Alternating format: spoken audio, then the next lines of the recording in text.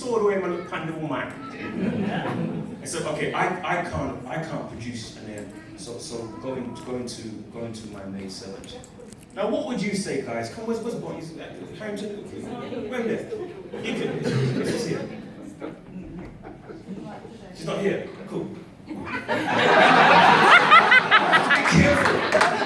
Be careful, I'm sorry. I know who I have. Listen, what would the embassy say? What would you say to the embassy if she suggested that to you? Come on, be honest.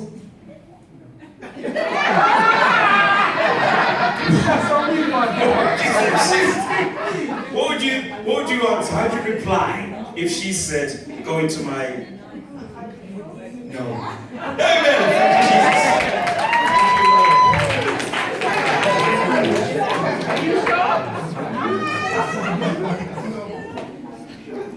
If he said yes, I'd say, are you crazy? What do you think Abraham should have said? Abraham, he should have said, no, you're the love of my life. I'm sticking with you for richer, for poorer, for better, for worse, in sickness and in health, to have and to hold. I don't care. I'm sticking with you. That's what you, even if you didn't mean it, that's what you would have expected to say. But when she said, go into my handmaid, he said, okay. Quick time. Went to King Abimelech, and Abimelech looked at his beautiful wife Sarah when she was young, beautiful wife, and said, you know what, man, I like yours. I like yours. It's my sister. I need your sister. And thank God he didn't have any intimate relationships with her. Otherwise, God would have cursed him. So God said, Abimelech, you are a dead man. Because you touched the wife of the prophet. You touched the wife of this anointed man. You're a dead man. The prophet, and Abraham had to go and pray for him, for his healing, because the Lord smote him with sickness. And he said, why did you lie? And tell me that your wife, your missus, was your sister. So number one, he was a polygamist. Number two, he was a liar. Buku liar. He told big time lies. But you know what? Show me one place in the scripture where Sarai spoke badly about her husband, even though he was prone to lying, prone to polygamy, prone to mistakes.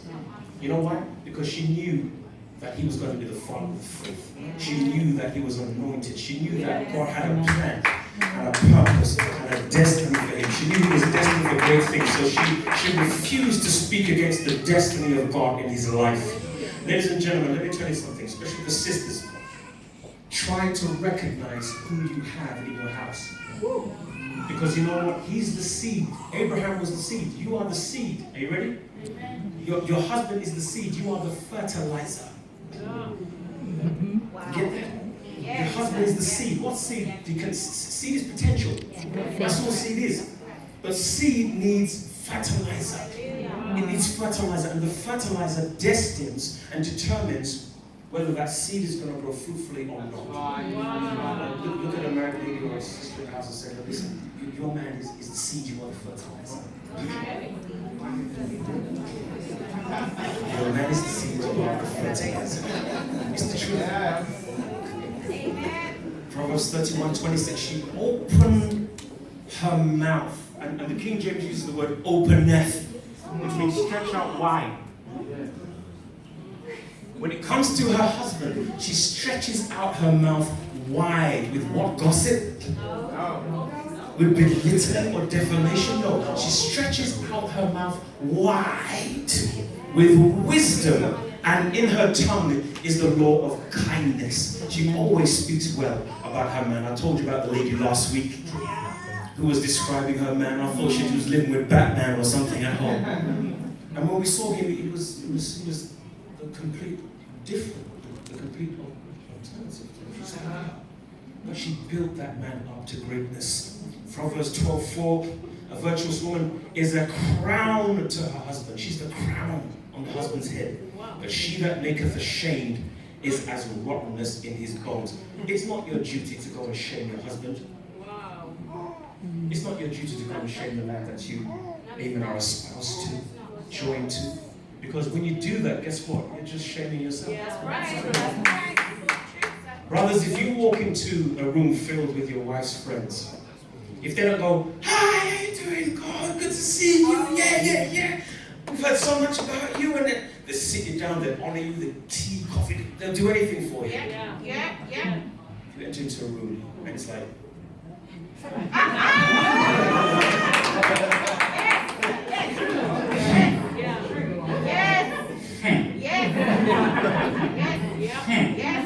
yes. Mm-hmm. And then they start being sarcastic to you. Is that right? Oh, do you mind if I sit down? When you seem to do a lot of sitting.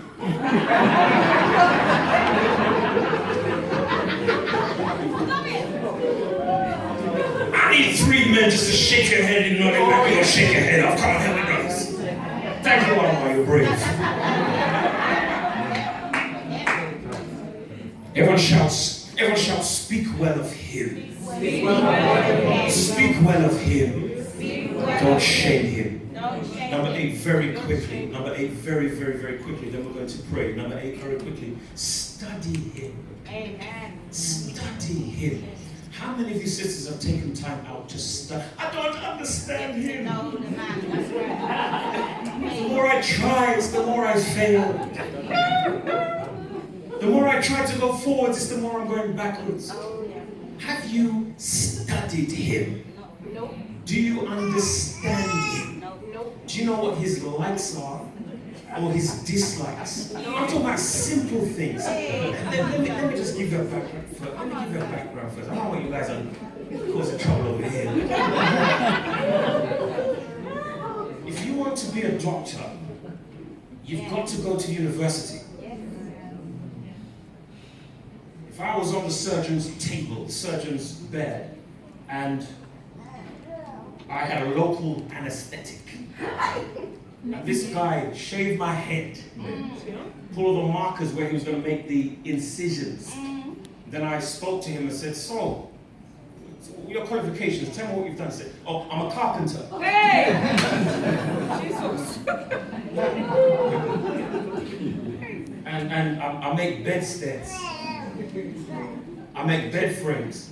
So why are you cutting up my hair? Why are you here to do surgery on my hair? So you have to be qualified before you do surgery. So you have to go to college, you've got to go to university, you've got to get your degree. I believe it takes up to 7 to 8 years to train a surgeon. It can take 7 to 8 years. He has to have degrees, he's got to have qualifications. He does that from maybe the age of 18 through to 25 to 28. Isn't that right? And then for the rest of his life, he can then be a sturdy, qualified, popular, mature surgeon who can be called by anybody to take on any procedure. It's the same if you want to do accounts or if you want to be a teacher. You have to go to school for at least 3 years to get the necessary qualifications so that for the rest of your life, you can teach kids the way that they should go to the local curriculum. But when it comes to marriage, some people get married at 20 years old, some people get married at 21, 22, but they have absolutely no counsel whatsoever, no training whatsoever, no teaching whatsoever, for a lifetime ambition. As I said, the higher the skyscraper goes, the lower the foundations have to be. So your first degree should be merited from what you've studied with concerning the life of your husband. That should be your first degree. Before you go and study mathematics after you get married, before you go and study how to be a relational counselor after you get married, the first degree you should study is to study your man. And I'm going to say something else, also study your wife. Amen. Because the Bible says that the man should dwell together according to knowledge. That the man should dwell with their wife according to knowledge. So the man is expected to take a degree out concerning his wife. And wives, women, ladies, sisters, polished for the palace, you are also required to take out a discipline degree on studying your husband. Now there are 3 ways you can study your partner. You ready for this? Number 1, you can study your partner by reading, academic study, books, the joy of, can't remember the rest of it. I'm sorry, we are complicated people. Isn't that right? We are so complicated. So you're not just going to get knowledge from just hearsay or by expectation. You're going to get some knowledge by Can I show you? Opening a book. Now I'm going to tell you right now, I don't know if there's one man in this church. Don't put your hand up. I don't think there's one man in this church today that can say they've got a book on relationships or how to get to know. I've got men looking at their watches. I've got men looking at... Number one, books. There is nothing wrong, men, especially you men of color, you men of ethnicity. It's not macho to go down to Dillon's or Foyle's or what's that other shop in Croydon? West, Waterstone. It's just not au fait for me as a man of color to read how to understand my wife. It's passed down genetically. That's why our women don't stay with us. That's right. It's the same with you sisters. It's exactly the same with your sisters. Don't just assume that all men are the same. Because I'm telling you now, we're all different. That's right. I'm going to get some high fives. We're all different. Us brothers are different. Stanley, am I the same as you? Thank you, Jesus. Huh? Am I the same as you? Am I the same as you? Glory to God. Am I the same as you, brother? I don't know you, but I'm not the same as you. Richard, we're different.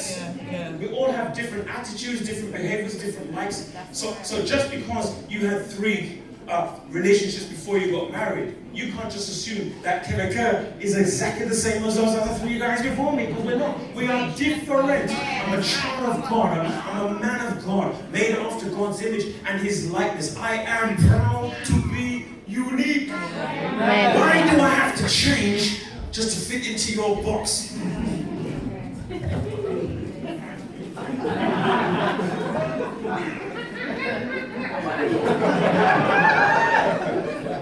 Let one be one. Let me be me. Study me. Don't try to scratch like a packet of Walker's Crisp after it's been discarded. Study me. Find out how you can please me. Hey. This is where we have pulpits so we can hide behind it. So number 1, books. Number 2, counsel. The Bible says out of the mouth of many counselors, there is great safety. Now there's nothing wrong with going for some counseling. There are people that have spent years in college and years in school that have wisdom, especially Christian counselors, men and women of God that have successful relationships, that have been through the high water, that have navigated the storms, and have been through the fire. They are there to counsel you. But again, we don't utilize it. It's a shame to go counseling. Been around people for no business. If you really want your relationship to work, you've got to consider books and you've got to consider counseling. Look at your neighbor and just go, things that make you go, My favorite one, Pastor Digi, is observation, ophthalmos in the Greek, which simply means to stay sturdy, to look with wide open eyes, as affixed to something spectacular. You learn by observation. So you sing that Rockwell song, I always feel like somebody's watching me. I don't know if that will work, but you gotta watch. As in the Caribbean, we used to have a word. Watch it, watch it. I'm not going to sing what you want to sing. I'm not going to sing that. You've got to watch them. Watch them. I'll give you an example. Watch them. You just got married. How many sugars did they put in the tea? Yeah. Did they stir it clockwise or anti-clockwise? How long is that tea bag in there for?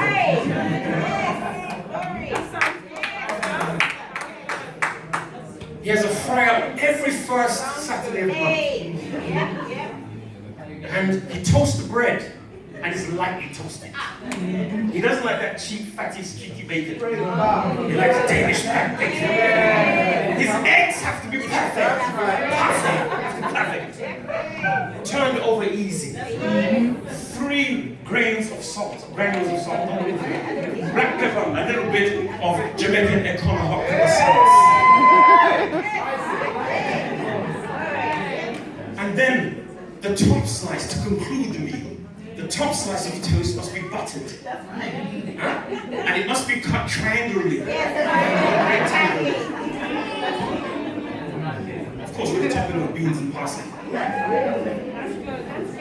No, you don't understand. If you do what a man likes, God have mercy. Because you've observed what he likes. Bible says, when a man's ways please the Lord, you make even his enemies be at peace with you. You want to get something out of your man, that new car that you ring? Please him!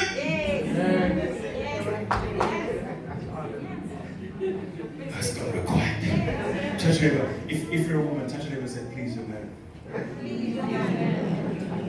It's just so easy. Ephesians 5 and verse 23. Ephesians 5 and verse 23. And this is taken from the NIV, the New International Version. You ready? It says, wives, understand and then support. Understand and support your husbands in ways that show your support for Christ. So Jesus Christ has given us 2,000 years to grow and get to understand him. Isn't that right?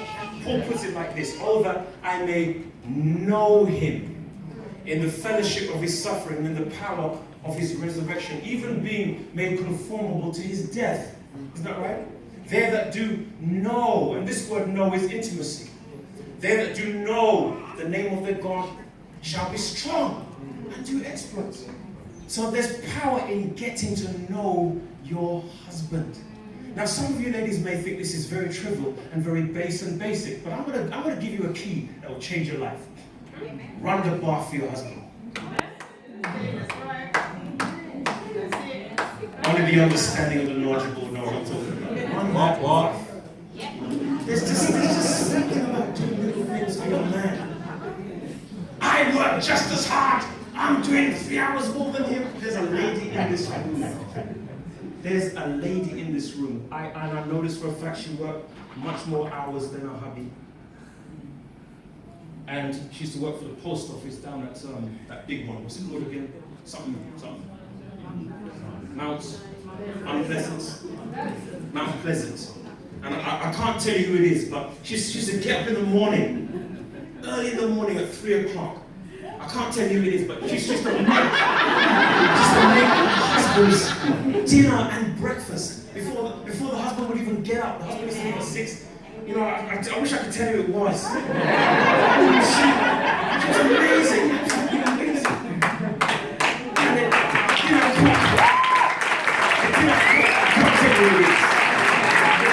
the meal was ready by 5:30 when she would go out to the post office to start for, I don't know, 6:30 or whatever, and then she'll come back at 2 o'clock, 3 o'clock in the afternoon, and she'll complete the meal. So when her husband came home at 6 in the evening, dinner ready. Didn't have to do that. Amen. But a man stayed with her until the end. I'm telling you right now, so there's something about pleasing your man. Grab your neighbor by the hand and say,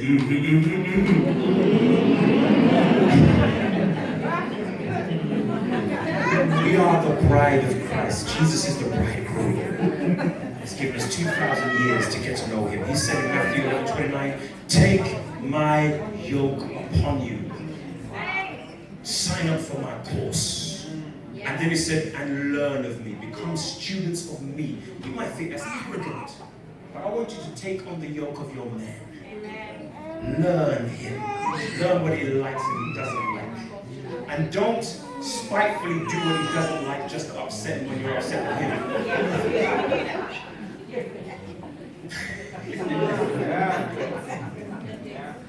If he likes his shirts ironed a certain way, and you leave it crease up one side and on the other side just to spite him.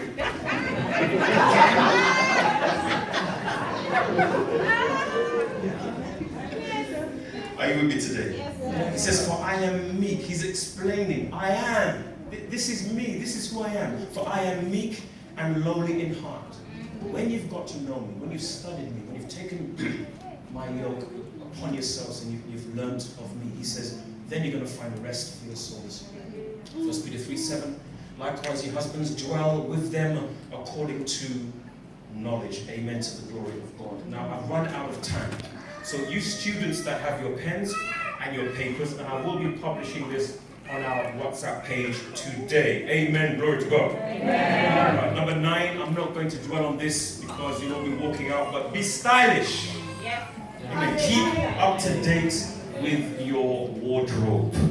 Just say amen. I'm not going to Amen. Proverbs chapter 31 and verse 22 says, she maketh herself coverings of tapestry. Her clothing is silk, so she dressed good and purple. She dresses expensive and she dresses well. 1 Timothy chapter 2 verse 9 and 10 says, in like manner also that women adorn, dress in modest apparel. So when the world are taking things off, we put them on. And then it says, with shamefacedness. With shamefacedness. Where I'm from, if somebody dresses unappropriate or inappropriately, they say, no, the shame. Let me not talk about summertime. With shame, with shamefacedness and sobriety. Not with broided hair, elaborate hairstyles, or gold, or pearls, or costly array, but which becometh women professing godliness with good works. We've got to dress right as children of God, amen? Yes, Lord. Amen. Dress spiritually, not sensually. That's right. Yes. Number 10, I'm concluding. Number 10. You look at the verse in your own time. Number 10. Stick with him. Stand by your man and let the world know that you love him. I want to pray for somebody today. And I'm going to ask each and every one of you that has the power to do so just to stand to your feet as we pray a special prayer over a certain group of people. Come on, stand, if you can. It is our tradition when we pray to stand. I want to pray